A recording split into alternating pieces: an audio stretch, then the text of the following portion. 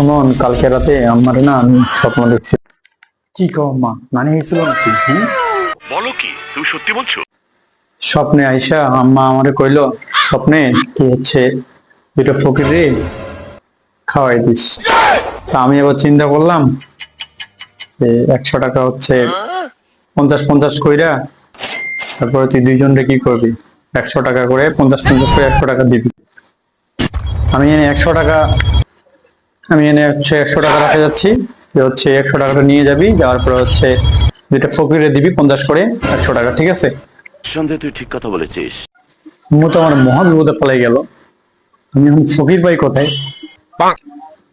Idea, নানি মনে হয় আমার কথাই বুঝছিল। আমার থেকে তো আর বড় ফকির কেউ নেই। 100 টাকা আবার লজ্জা লাগতেছে। शाबाश बेटा, बहुत बढ़िया। अच्छा है मैं अंधा हूँ